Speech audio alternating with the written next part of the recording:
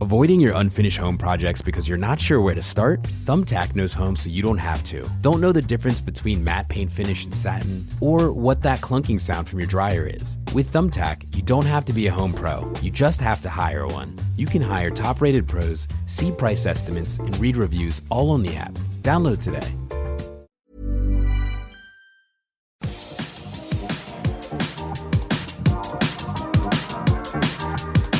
Welcome to episode 87 of Winging It. I can't expect a 3-3 tomorrow, honest. Great assessment from Glasner. I think tear up the contract offers. He's obviously losing touch. Yeah, doesn't know what he's talking about, that guy. That's Sam Hesketh. No Albert this week. Guess where he is? Oh, he's hard at work, I'm sure he'll tell us. On holidays, probably cracking open a beer a bit like this. I was going to say working hard on that tan, but I don't think that's happening, is it? No. Where did he go? Italy, was it? I forget. It all blends into one. What are you drinking, Terence? I am just drinking Beavertown neck oil. It's like a staple these days. Comes very with nice delivery. It's like they just, even if I'm not put it on the delivery, they substitute it in. They just know. They just know. So I'm a bit confused this week. Our Palace for Life held an event at the House of Commons, and I think our invites must have got lost in the post. It did. I took a stand. I don't want to go to the House of Commons. Yeah, I don't know. Well, it was more like the House of No Commoners, because it was just full of middle class fans there. Maybe there's our answer. No riffraff. Those no that turn up in riffraff. trainers. That's what I was worried about. No hoods, no hats. Get out. Yeah, I just was chuckling because of the amount of abuse that Ed Aaron's got for being What? long memories. Palace fans got long memories. Yeah. Was there a statement about it? No, never going to live it down. But yeah, I did try to draft Carwin for tonight, but he's away with work, so couldn't do it. And he was there, so wanted to touch base with him on how the night was. But alas, we'll have to save that for another day. What have we had today then? Today is, well, it's been a busy, because we didn't do a pod last week. It's been a busy couple of weeks. So we've got a lot to tuck into. And we'll start with karma in full flow at Nottingham Forest. As Ange Postecoglou sacked, Sean Dyche has come in, and the most AI-generated statement you're ever likely to see.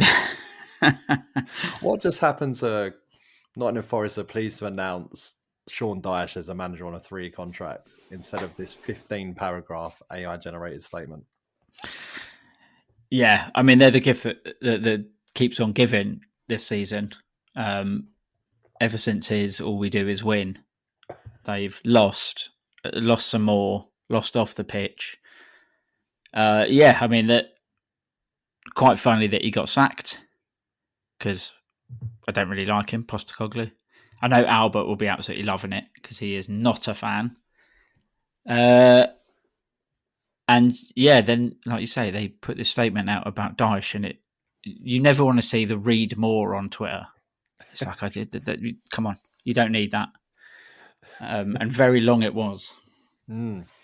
I thoroughly enjoyed that they used tactical acumen twice. I mean, once is surely enough. But to say, having managed more than 330 Premier League matches in his career to date, Dyche has built teams defined by defensive organisation, resilience, and strength from set pieces.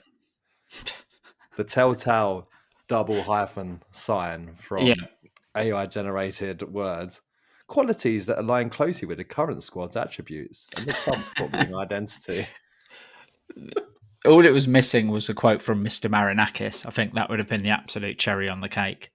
Mr. Marinakis. Oh, so weird. Weird, isn't it? Yeah, I think think it was it Yates, one of their players did an interview recently, probably after the game, I would imagine, and he referred to Mr. Marinakis. I'm like, it's just very hostagey.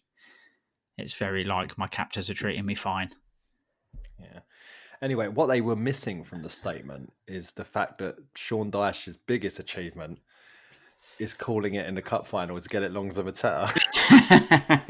There's his tactical acumen in one sentence. Yeah, it's just going to be it now. Just lump it to Chris Wood. See how you get on. Yeah. Enjoyed it thoroughly. Got another day of Forest fans calling Palace fans saddos for being obsessed with them. But sorry, it's just funny. It is funny, to be fair. Funny. Another manager made me laugh as well this week in Arnie Slot, saying that United changed their shape and tactics. Yeah, this was great. It was great. They've played Sesko every game recently, and then they didn't play Sesko. How dare they rotate their team? What are they doing? But also, this is why it sung to me, was because Glasner changed fuck all against Liverpool. Everyone else changed it. We didn't. Yeah, we exactly. went toe to toe, and you couldn't beat us either. Mad how football works, isn't it? Yes. So, honestly, Liverpool fans, rife. I even walking through the store at work today, and I heard 2 Liverpool fans discussing that they think Slot should be sacked. What? So they're already at that stage. Great. Get hands off Glasner for a start. I saw a tweet saying that even Hodgson didn't manage 4 losses in a row at Liverpool. And you know how much they hate him. Yeah. I think Slot's probably got some in the bank, but I think he'll be all right for a while. Yeah. It is quite funny what's happened, though. I think we broke them. Because since, I think they've lost every game since us, haven't they? Yeah, they have. Not great. Not great. One manager who's not been losing every game and has been winning every game is Vincent Kompany, who has just signed a new contract. And I've been saying it a lot recently. I was on TalkSport, which we'll talk a bit more about shortly. And I said it on there, long live Vincent Kompany at Bayern Munich. Because then I'd be worried about Glasner. Yeah, big time. I thought it was funny when they appointed Kompany back when they did. And I'm absolutely delighted that they did. And it's going very well. And he signed, was it a 2-year extension, I think? So hopefully it just keeps on steamroller in the Bundesliga, doing all right in Europe. And then maybe OG will stay at Palace. Yeah, they beat Dortmund on the weekend. Harry Kane was brilliant aside, but Elise scored with the scrappiest slide tackle you've ever seen and delivers the biggest goal celebration he's ever produced in his whole career. I was just about to mention that. It was great. He scored, like he sort of slide tackled from a yard out and then went absolutely mad. Great to see. I think he was just gutted that he hadn't scored in the game because I think it hit the post and had a couple of chances that just went wide. So it's probably something to do with that, but it did look very funny. But yes, so long live Vincent Kompany. Then that might end up with Glasner signing a new contract at Palace. Be one of the cogs that needs to fall into place. And Parish was talking about in TalkSport, and Glasner's also kind of touched on it as well. Like contract talks have started, but not like in depth, right? Yeah. That's what it sounded like. I think in the past when he's been asked about contract talks, Glasner, he kind of is just like, look, I've got to concentrate on the games. There's too many games coming. I'm just thinking about the now. And then Parish did that bit on TalkSport and was talking about how everything has to, their values have to align and all of that sort of thing. And then in the next press conference, Glasner also said something like that. So obviously far be it from me to think he is going to sign a contract because, I'm not particularly confident about that. But the fact that he's not just dismissing the question out of hand seems good. And a lot of what they said and what Glasner was saying particularly was like, it's not about Glasner. It's about the club and having a shared sort of vision.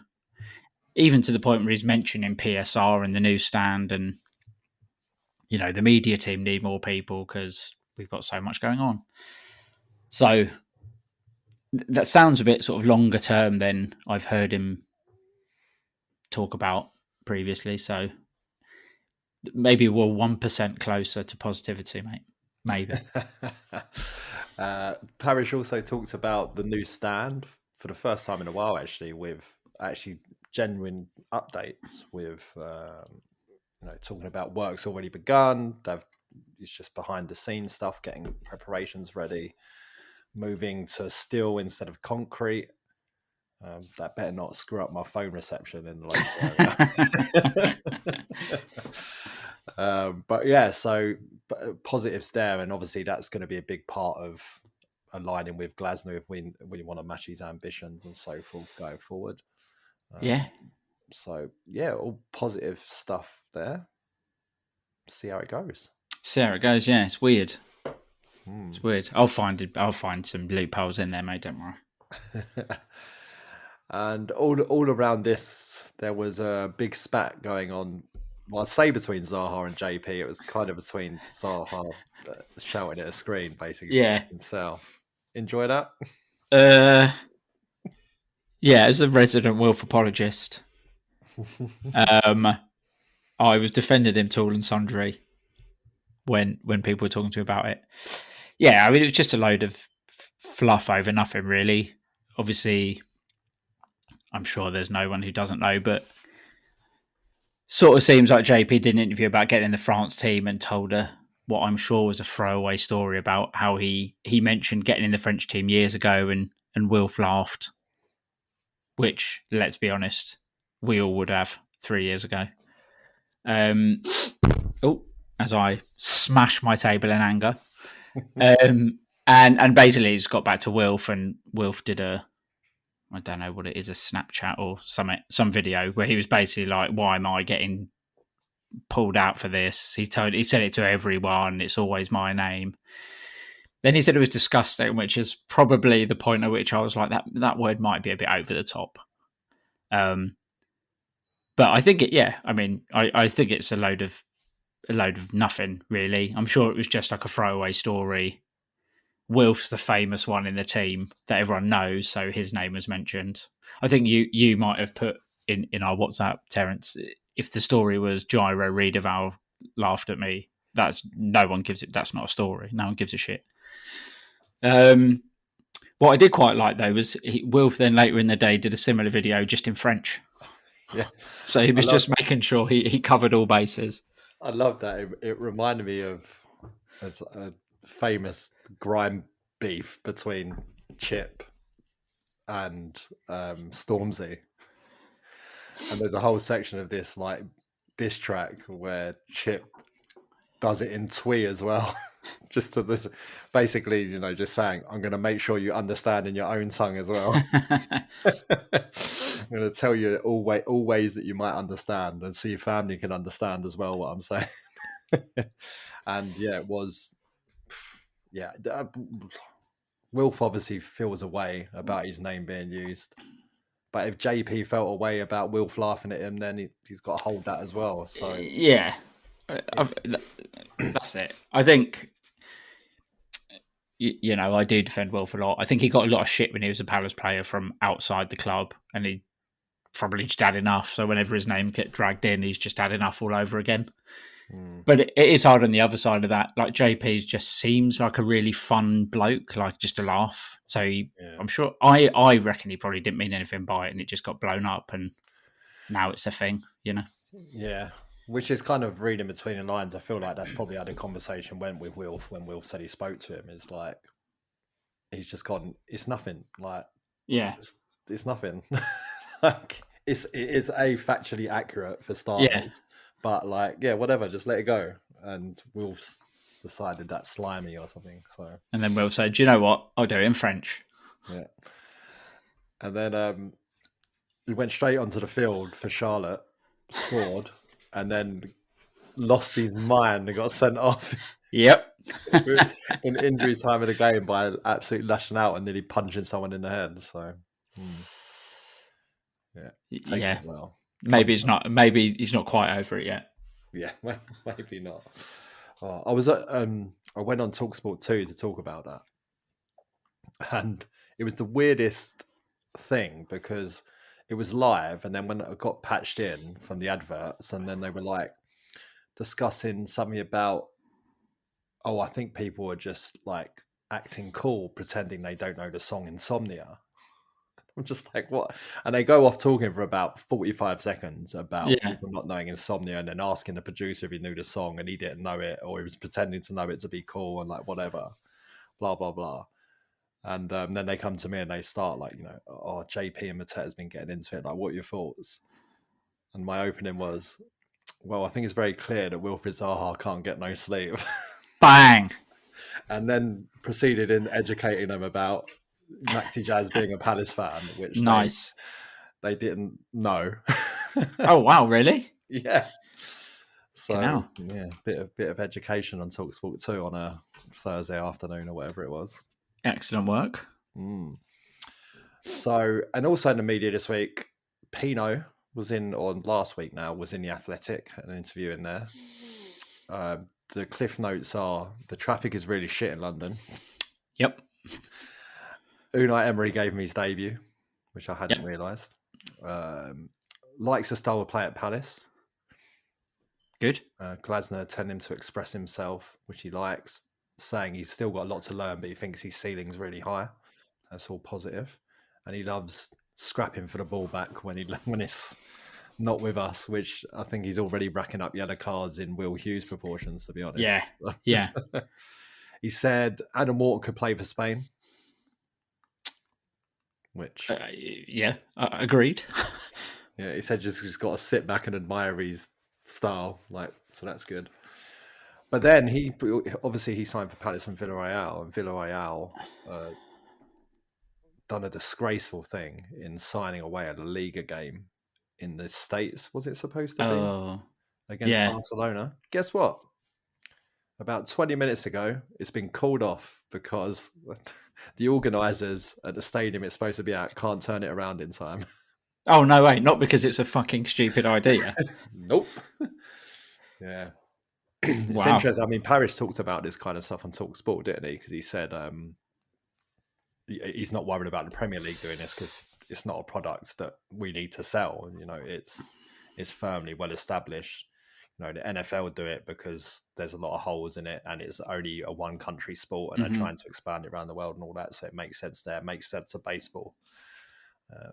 Makes sense for Barcelona and Real Madrid because they need to top up money. But, why is it going to make sense for anyone in the Premier League, really? Yeah, exactly. I think that's true. Yeah, fingers crossed. We then sort of get towards Bournemouth and we're coming back from an international break where we've had a goal scorer for Spain, a goal scorer for France.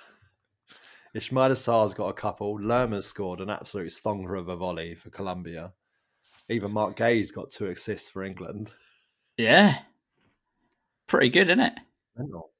It is. Incredibly impressive.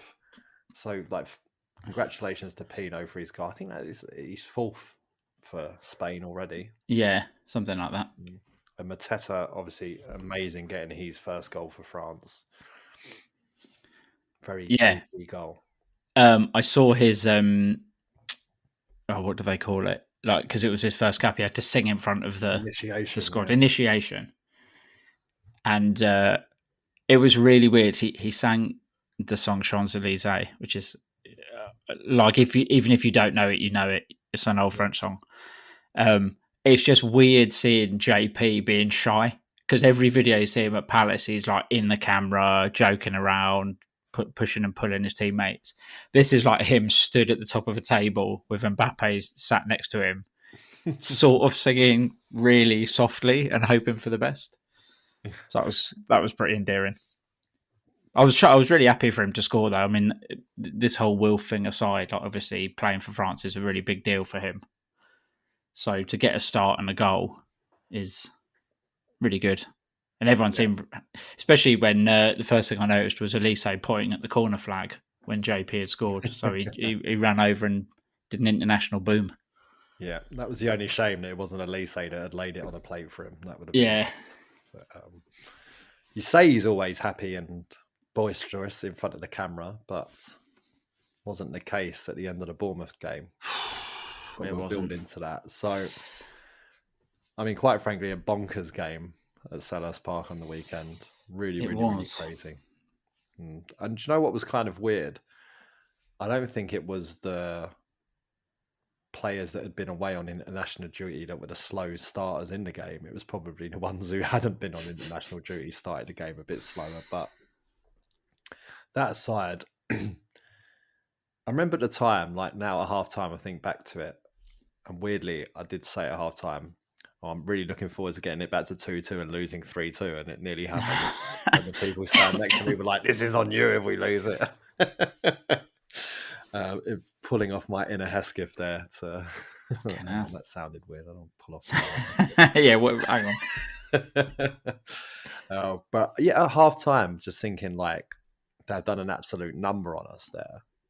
And then kind of I've watched the highlights back since, and my brain just wasn't in a rational place because we had actually created some very good chances. I mean, it's obviously JP gets a shot off early, but comfortable save from the goalkeeper. And then we get into a bit of the Jared Gillett show when Bournemouth have a corner. Ismail Assar is fouled at the near post. But he allows play to go on and then they get another corner which they score from. Is it just me? That's a foul at the near post. Yeah. Assar clears it and gets booted by the Bournemouth player. How is it not a foul? Especially since when we had a corner down the Homesdale, he was very like chatty with the players. You know, Tavernier was pushing JP all over the place. He then stopped the corner being taken and spoke to JP. He then said something to Kamada, who looked like he had absolutely no idea what was going on. So it's sort of like, yeah, if you're going to make such a fuss like that, but then not give an actual foul when there's a foul, you make your mind up. It's weird. Yeah, and it was kind of probably those conversations starting from early on in the game that results in us getting a penalty at the end, to be honest, because he probably just had enough by the end of the match of just like, I've been telling you lot all game long, stop avoid each other. And yeah, no, there was definitely a directive that was supposed to be employed this season for refs pulling up on that kind of thing a lot more this season, and you've not really seen it. No. But anyway, so yeah, they end up getting a flick on at the near post, and I don't know who it is who should be tracking at the far post. Probably wouldn't have been able to make much of a difference because he's got an easy head in. Shortest man on the pitch. Yeah, that was the first thing I said when he scored. But then a little bit of the Tyrant Mitchell confidence shining through as he drives down the middle of the pitch and drops a shoulder that I think sent Adam Smith back to Bristol City. Yeah. Oh, if that had gone in, that would have been absolutely insane. That, you know, we sort of joked a bit about it with Ty in the past, but the change that he's had, even though his crosses are still a bit shit sometimes, like the confidence to be able to just do that didn't exist before. He just wouldn't have done it. It's great to see. I mean, I wouldn't have expected Ty to be dropping shoulders and sending people for hot dog. So yeah, but a shame he didn't go, because it would have been a great goal. Did I say Adam Smith? It's Adam Scott in it. Adam Scott. I said Adam Smith, but Adam Scott. But yeah, absolutely. And you do wonder how much of it is now actually having permanent left back competition in. We talked about it when Chilwell came in on loan. But, you know, is Chilwell, and maybe he learned from Chilwell. Chilwell obviously didn't end up taking off at Palace by any stretch of imagination. But, you know, Champions League winner, played international football, maybe learned a lot from him. Now Sosa's come in and he's got genuine competition. Well, you say that, but yeah, maybe just kicking him along. Glasner really starting to get his magic off on Mitchell as well, as we've seen him do with Will Hughes and stuff like that. Mateta, like, yeah, really, really promising for us. And, you know, in a World Cup year where England really struggle at left back, you know, could be a good time for him to find himself and creep into that World Cup squad. Avoiding your unfinished home projects because you're not sure where to start? Thumbtack knows homes so you don't have to. Don't know the difference between matte paint finish and satin? Or what that clunking sound from your dryer is? With Thumbtack, you don't have to be a home pro. You just have to hire one. You can hire top-rated pros, see price estimates, and read reviews all on the app. Download today. When you think of skyrocketing brands like Aloe, Allbirds, or Skims, it's easy to credit their success to great products, sleek branding, and brilliant marketing. But here's the overlooked secret. The real magic lies in the engine behind the scenes, the business powering their business. For millions of brands, that engine is Shopify, making selling seamless for them and shopping effortless for us. Upgrade your business and get the same checkout Aloe Yoga uses. Sign up for your $1 per month trial period at shopify.com/retail, all lowercase. Go to shopify.com/retail to upgrade your selling today. Shopify.com/retail. Definitely, yeah. And I've seen a few people in the media, non-Palace people in the media, say as much as well. So hopefully there'll be a bit of support for that by the end of the season. Yeah, I hope so. Semenyo, again, I mean, every time he's come to Selhurst, obviously this season he's exploded in form and is just playing incredible football. But even last year was brilliant as well. Mm-hmm. What could have been? I know. I have to admit, when they signed him, I was like, "Is he that good?" Because I think that my problem is I'd seen him like twice and he hadn't been great. So I was like, "Is he that good?" And now I'm like, yeah, he's quite good. Yeah, gets away down the left in the game, gives a little bit of a shimmy, beats Munoz, beats Richards, but Henderson to the rescue to parry it wide. And then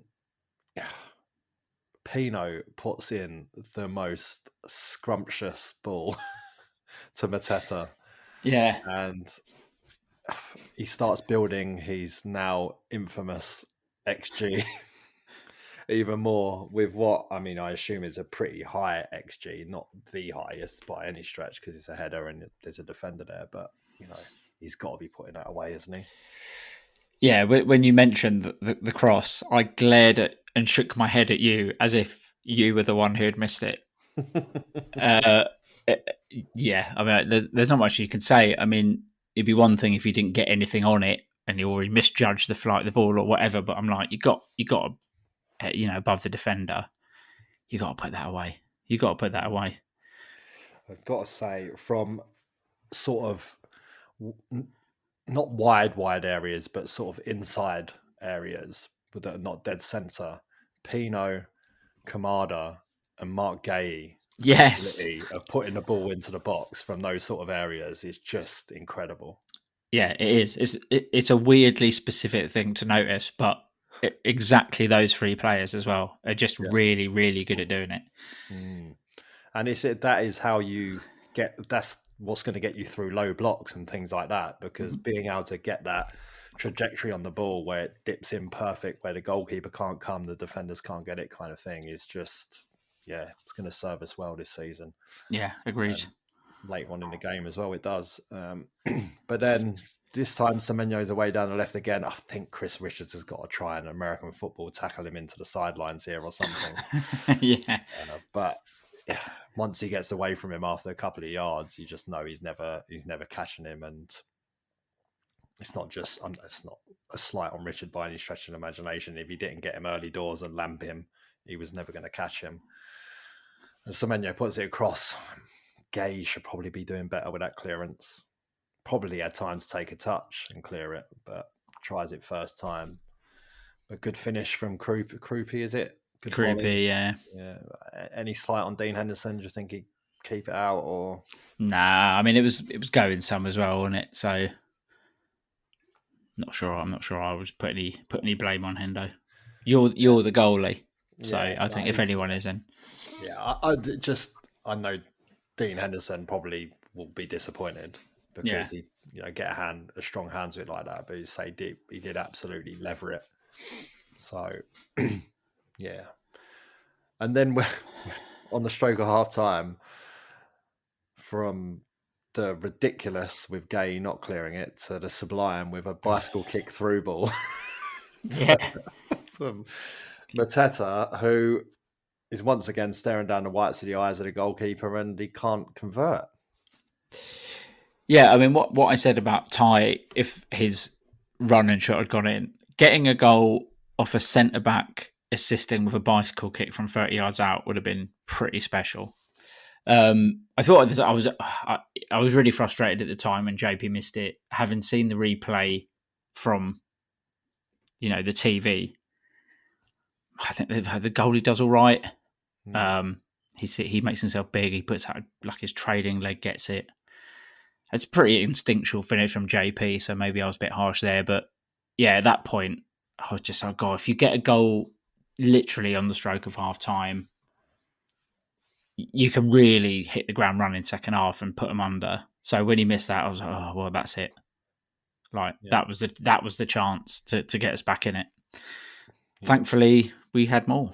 Well, conversations at half time were a lot around Mateta's misses where I was, and it's like both of those, that header and that chance there, goes in last season without a doubt. And his efficiency in front of goal has dropped off massively. Do you remember those? And we always said it would revert to the norm. He couldn't just keep like scoring 40% of his shots or whatever he was doing at that ridiculous time. And maybe we're seeing some of that, but yeah, it was like, God, he needs a goal. And I was hoping that the France goal was going to be the kicker and was going to drive him on towards that. It turns out it did.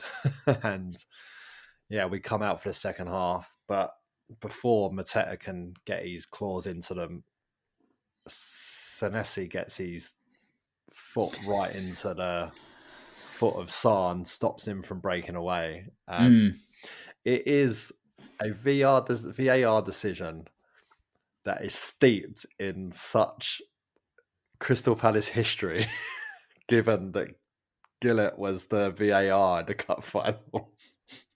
And it's one of those things where you look at it back, and I think going slightly wide is something I've never heard before in terms of some verbal gymnastics around it.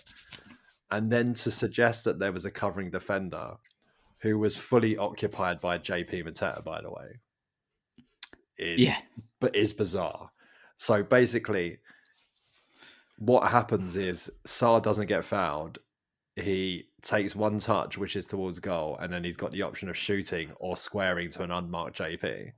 So how to say that's not denying a clear goal-scoring opportunity? Just keep saying, if the covering defender was on his own, fine, it's a covering defender, but Mateta is directly shoulder to shoulder with him. I don't know. What did you think? Yeah, I agree. I mean, I thought it was a red card at the time. Why? Oh man, he was looking at that fucking telly for a long old time. But then, like you say, the wording that come up on the screen when it said he's gone slightly wide. Now, if I'm writing that reasoning, I am not going to use the word slightly, because that makes it even more ridiculous. Yeah. Just say, he was moving away from goal or something.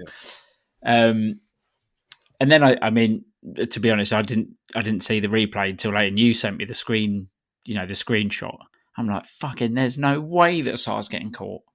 Yeah. Even if he's slightly away from goal, his next touch is in the box, and like you say, he's either going to smash it in or pass it. So, yeah, I mean, again, at half time just before half time when JP missed, I said, well, that was a chance. When that wasn't given as a red card, I was like, well, that's definitely it. But it seemed to, I mean, I think we were sort of getting on top anyway, but it really seemed to push us on after that. So maybe it was a good thing that it sort of rolled us up and really put us in forward gear. Yeah, well, it's weird because you say that maybe if they'd gone down to 10 there, they would have stuck a load of men behind the ball and it'd have been hard to break them down and blah, blah, blah.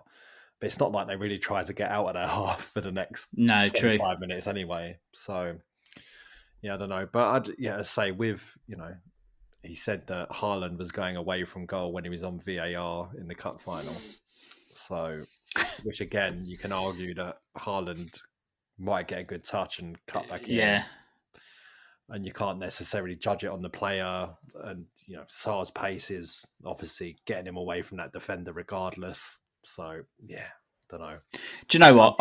I'll take the FA Cup win. Fine. Yeah, but given it did feel like, I've watched it back a few times now. It did feel like at the time I was like, could he have stayed on his feet? And when I watched it back once, I think, he could have stayed on his feet. But now I've watched it back a few times, I think it genuinely hurt him. Yeah, because it's quite like it's not a stamp, but it gets trodden on his foot, so it probably really hurt, which is why he ended up going down. But yeah. Yes, but it doesn't take long. We do finally pull one back, and it's a lovely ball from Lacroix into Mateta, who shows some unbelievable number 9 play.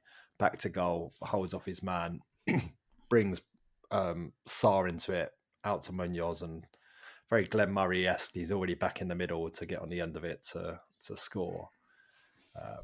But again, this one goes to VAR. Now, I hadn't realised at the time that it was for the initial pass into him. Right. From Lacroix was the one they looked at. But when they show back the thing, like the footage of it, and the semi-automated VAR, he's like so far onside, it doesn't even warrant like looking at. But it's semi-automated. Why does it take so long? That's the thing. Yeah, it's mad. That obviously when you're in the ground and you know they're looking at VAR, for most of the time you're assuming it's offside anyway, even before it comes up on the screen. But you're just waiting for ages, and the more it goes on, you're like, the longer this goes on. And then you see the fucking graphic. I'm like, hang on, he's got like his entire leg behind him. Yeah. But yeah, it was great, and JP hadn't. I don't think he'd been holding the ball up or winning as many headers as I would like. And again, I was like, just wanted to get that confidence back, and like you, hoped that the France goal had done it. And initially in the game, it didn't look like it had, but yeah, once he held that ball up and set the move up, and then, like you say, went straight into the 6-yard box to finish it. It's like a switch had been hit, really, and then he was really back to, JP 2.0, where he was winning headers and he was bullying players. And I think Nketiah coming on had something to do with it. That's what I was about to say. It was like the confidence was flowing. As soon as he got a goal, it was flowing through him. Nketiah came on, and he was in and around Mateta, feeding off of him and reading it well. And yeah, this Nketiah off the bench is starting to become a thing. Yeah, he doesn't want it to be a thing, but it's a thing. It is a thing. I've been not critical, but there are things that I wish he would do a bit better. But of the last month and a half, like he has looked good, and he looks like he's going to make a difference when he plays, or make an impact when he plays. And yeah, I thought his movement was really good. He occupied them really, really well, and it allowed JP to do JP stuff. So, like you say, I'm sure he wants to start every game and play the whole 90 minutes. But if he can come on and do that sort of thing, and look, if he starts against Larnaca, say, that he's in good enough form that he'll probably have a good game. And that's not something I was necessarily confident about last year. So it's a really good sort of bonus for us. And again, probably a Glasner thing, keeping him relatively happy whilst not playing, but then coming on and doing what the plan is so well. It's really good to see. Yeah. So then we get the equaliser, and as we talked about earlier, it's a Kamada ball from a narrow area that finds Munoz, and Munoz was just brilliant. So good. He was just unstoppable, really, involved in everything we did well going forward. And he's at the back post to sort of drill a shot come cross. He's just tried to get into an area, I think. The goalkeeper probably gets slight fingertips onto it. But I haven't seen him take the assist away from him officially. I don't know, because usually that would be, the goalkeeper touched it, it's not an assist. Stupid rule. It's the Wilfred Zaha against Watford. Oh God. All that. Yeah, it is. Get out of here. And but there's Mateta at the back post to slide in. Another one that apparently got VAR'd because Nketiah's on the goal line, but they decide he's not interfering with play or whatever, I guess. But yeah, good. Yeah, get a bit of get the boom in the corner, which surprised me. Get the ball out of the fucking goal and get down to Yeah, come on. Get down to centre. You've got to give Bournemouth enough time to make my prediction come true. But yeah, we are then. It's all of us. It's just all us, really. Nketiah has a goal disallowed. Sarr nicks the ball just wide from a Gay cross. Again, which Munoz was involved down that side from a short corner, I think that was. And what you'd started to realise was how much effort Bournemouth's players had put in the first half to basically, which it shows their manager's worth his salt, because tactically they did a bit of a number in us in, how they broke us down and how they worked really hard to stop Wharton and Kamada getting on the ball, like really, really hard with a high press, which closed off all the passing lanes. But they worked really hard and their players looked shagged. And then, but then they had like fairly decent depth from the bench, which they brought on. Like everyone they brought on was thing. So if you've got that kind of depth and you can do that, I mean, plucky old Bournemouth, a whole heap of money and bringing all these players in.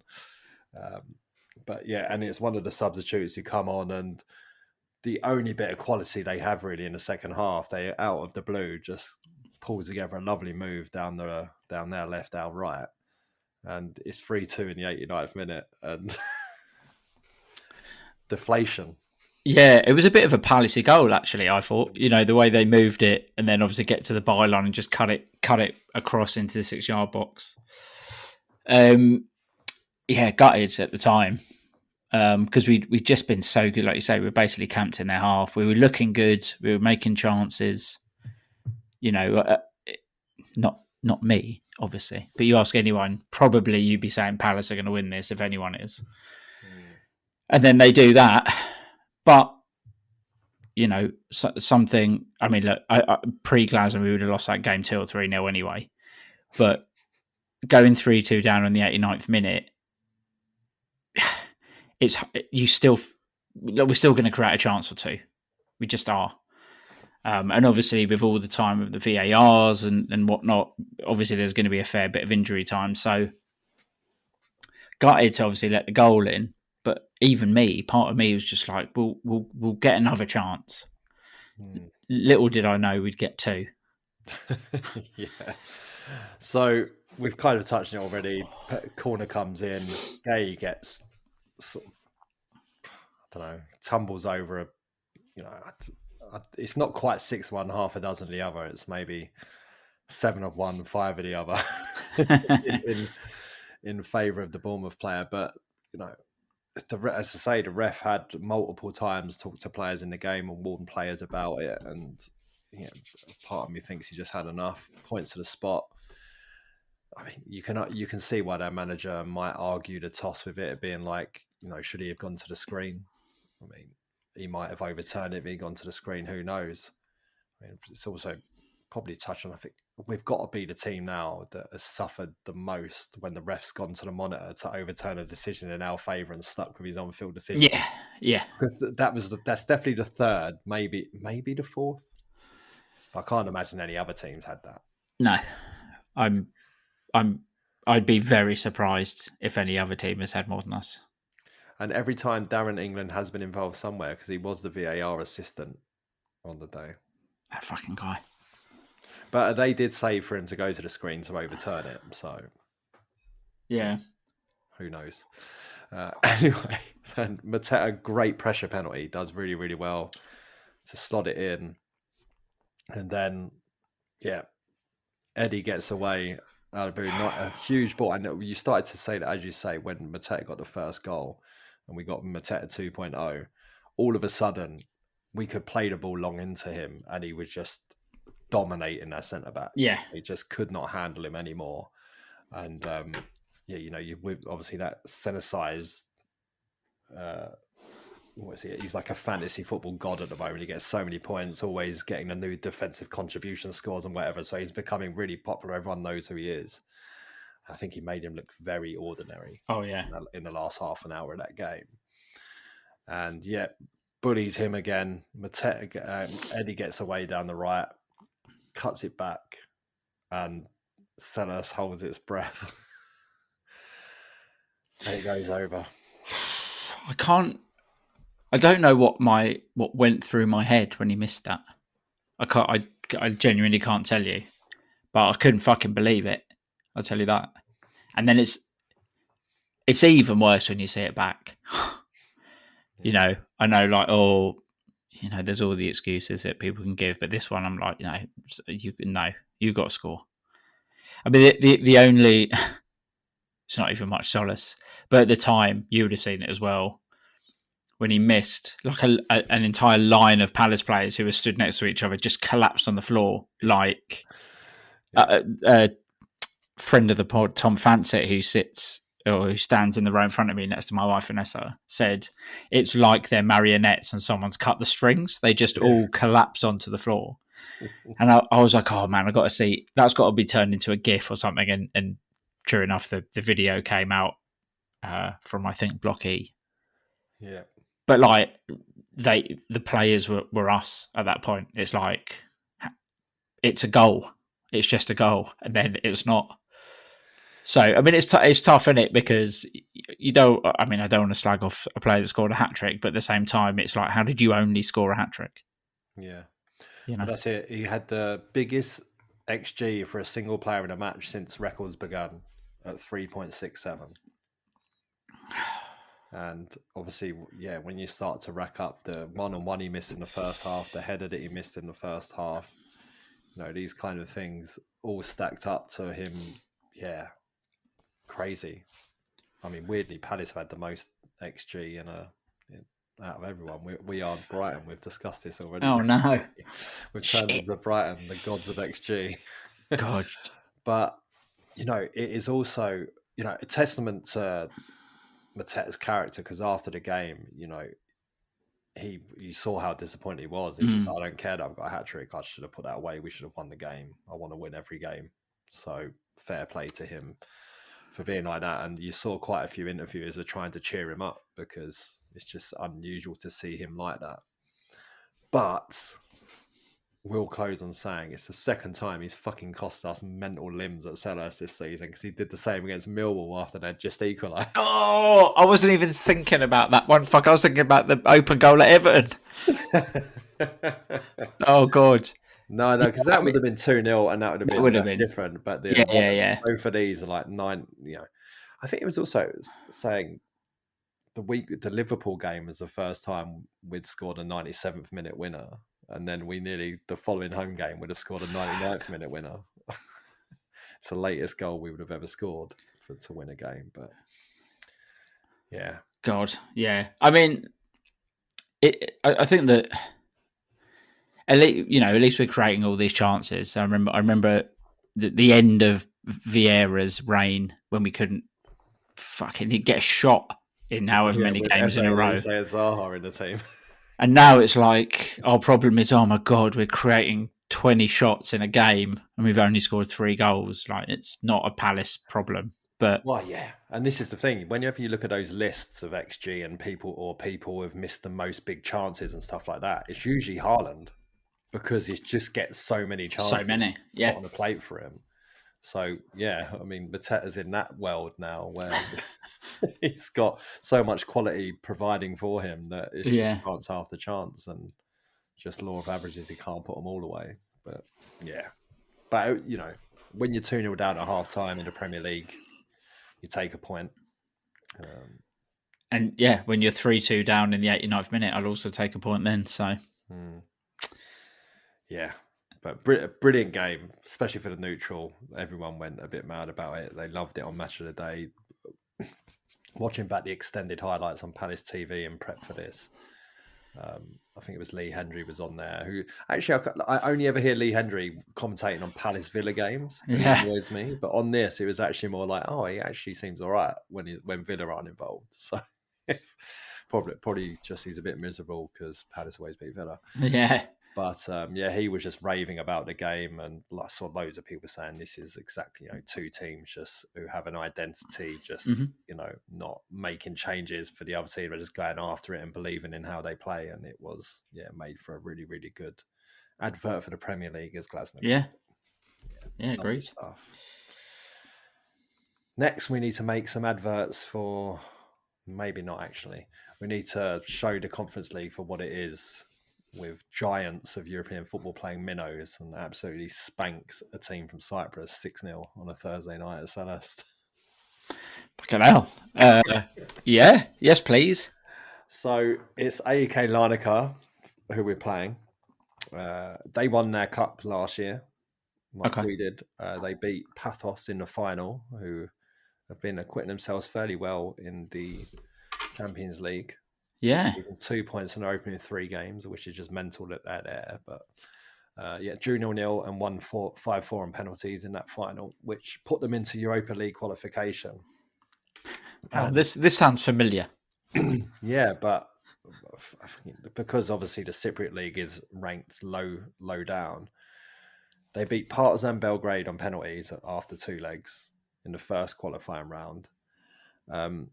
They beat us. I was supposed to look this up. I was like, I don't know who this team is. I don't even know how to say it. Celje, Celje. From Slovenia, I think. Oh, okay. So they beat them. They beat Legia Warsaw, who are now in the Conference League as well. So they must have come down and qualify for that. So get all the way to the playoff, the full final qualifying round. But it proves a step too far, and they lose 6-1 on aggregate to Bran. And then in game week 1, they beat Alkmaar, who will be one of our opponents as well, 4-0, as we discussed when we were out in Poland. But Alkmaar did go down to 10 men after 2 minutes. So we've got ourselves a top of the table. We had a top of the table Premier League clash this weekend. Now we've got a top of the table European Conference League clash on Thursday. Yeah, and I think this is the part where you give me the rundown on their 1 to 11 with analysis. This is it. So I'm glad you said that, because what I was literally about to say was, much like Dynamo Kiev, I don't know anything about them, and that's why it's fun. I did have a look at their squad actually on Wikipedia yesterday or the day before. I'm none the wiser. None the wiser. Okay, fair enough. Do you know, rather annoyingly, thanks to a friend of the pod, Chris Windsor, who did give me a contact, who's a Cypriot football expert to talk to, and I forgot until about 5 minutes before we were recording. So maybe I might try and message him tomorrow and get some time with him to chat and see if maybe we can do a little side pod or something this week. But yeah, completely forgot. I've been a very busy man. Yeah, I'm just looking at the squad now just to see if I do it. I don't recognise anyone. They do have a player whose first name is God's Will. It's quite a good name. Yeah. And that's about as far as I can get, because I don't know any of the others. Which is their goalkeeper. They've got a goalkeeper with the squad number 99. I don't like it. So if he plays, I hope we do win 6-0. Because that's unacceptable. It's not the NFL. Got a fair few Spanish players in there, haven't they? I suppose that semi-makes sense. Don't know. What do you reckon we're going to do team-wise? So, obviously, bearing in mind tonight, which is the night of recording, which is Tuesday night, the under-21s played in whatever the Pizza Cup's called now, and SA and Uche both played 45 minutes in it. Even with rotation, them two are probably not getting in the team. Do you reckon he'll rotate much, bearing in mind we've got Arsenal on Sunday, which is pretty rough? Or do you reckon it'll be the usual switch out the midfield and that'll be it? So he did say there would be some rotation if the medical team deem it so. So I guess that means your red zones and stuff like that. So, but he said if the medical team gives a thumbs up, then there won't be as much rotation as you think. And I think it's probably what you're probably going to want to do, right, is get as many points on the board early in this. and just have it done and out of the way. So you could know the last 2 games, you can already be effectively guaranteed to finish in the top 8, and then you can forget about this competition until March. Obviously, we've got Strasbourg next, and they've had a storming start to the season. They got a 3-3 draw as well on the weekend with PSG. Mm-hmm. So they're obviously no mugs, and I think they're second in the league or whatever. So that's obviously going to be a tough game. And yeah, so I don't know, try and get the first team, the normal first team out there for the first 60 minutes, get 2-3 goals on the board, and then give everyone half an hour off there and then might be the way to go. But, I don't think he's going to take it lightly early. No. He did win 4-0 in that last game. Yeah, that's it. You'll have to win 4-0. Yeah, that's it. I think you're right. I think if he does make changes, it'll be sort of 2 or 3 rather than wholesale.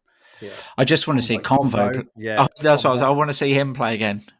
Yeah, because you've got to imagine that the likes of, Munoz is a different animal, so just forget Munoz. He's obviously just a machine. But people like Chris Richards, when he's on international duty, he's having to put in an awful lot of miles, changing time zones constantly and stuff like that. Obviously, Lerma has to do that as well, but he doesn't get anywhere near as many minutes. And the same, Munoz is a different animal. So you're likely to see Chris Richards get a rest as well, which makes sense. And maybe probably doesn't want to run, I don't know, Wharton, but Wharton has seemed, touch wood, he seemed quite sturdy recently. Like, you think back when he first came in, and it shows his physical development. He was like he was 60 minutes kind of done kind of player for the first year he was with us, but it doesn't feel like that anymore. Like, it feels like he can comfortably play out a full 90 minutes. So, that's the thing as well. If you have Hughes starting in midfield, no one's going to be pissed off at that. It doesn't make us considerably weaker or anything. Yeah. And like we mentioned, I'm sure JP will start up front, but if Eddie started up front, or if Eddie started as a 10, that's fine. That would be good. It'd be good to watch. So yeah, hopefully, like you say, we can make sure our XG is the same as our goals scored, and get a decent lead, and then switch them out. Yeah, good stuff. And then obviously it'll be on to Arsenal on the weekend, which is just too far now. They've absolutely spanked Atletico Madrid tonight, 4-0 in the Champions League, which is impressive to say the least. And yeah, it's going to be a tough game, innit? They're having a good season, defensively sound. Look at they're going forward. It's tough. As they will score. Yeah, set pieces. It's about the only time we seem to concede these days is set pieces. So yeah, they did look good. I've seen a couple of their goals. They're in good form. I am obviously worried about Eze scoring, because that is what happens. I won't be clapping him. Just putting that out there before he inevitably gets clapped and then scores. It'll be tough. It'll be very, very tough. And whilst I think we have a lot more of a chance of not getting pumped than we have in years gone by, they're in decent form, aren't they? So if we can get a draw, we great. got out there with a 2-2 last season. Yeah. It was thinking about it, the title was still alive for them, wasn't it? At that point, they were still in with a shout. So it wasn't like it was just accepts they weren't playing at their highest intensity. They were. We just had a really good evening that night as well. So who knows? Glasner's not going to have them going in there scared, is he? He's going to. No. Exactly. No. So yeah, we only fear Everton these days. I fear no man but him. But him. Yeah. So we'll see, and obviously you don't want to lose too much ground on Arsenal. That's it. Because of the title race. Title rival. Okay, excellent stuff. Enjoyed that. I think it's all changing lineup next week for this podcast. Rotation will have to happen. I think it's you and Albert for sure. And okay. Potentially Carl as well. We'll see if we can make that work. But I won't be here. I'm on holiday. Sort of. You're working. I am working, but yeah. This is where we find out if Albert does listen back to these pods, because he'll be livid at this bit. You were in Uganda. I was working. It's a holiday. Again, it hasn't quite got the same ring to it, I don't think. But there you go. Anyway, thanks, Hesketh. Enjoyed that. Cheers. Thanks to everyone for listening. And until next time, up the Palace.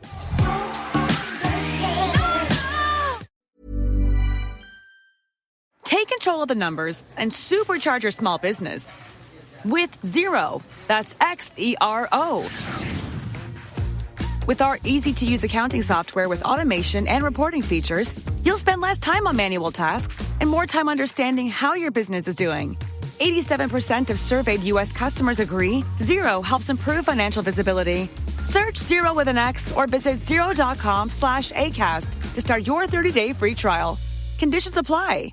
When you think of skyrocketing brands like Aloe, Allbirds, or Skims, it's easy to credit their success to great products, sleek branding, and brilliant marketing. But here's the overlooked secret. The real magic lies in the engine behind the scenes, the business powering their business. For millions of brands, that engine is Shopify, making selling seamless for them and shopping effortless for us. Upgrade your business and get the same checkout Aloe Yoga uses. Sign up for your $1 per month trial period at shopify.com/retail, all lowercase. Go to shopify.com/retail to upgrade your selling today. Shopify.com/retail.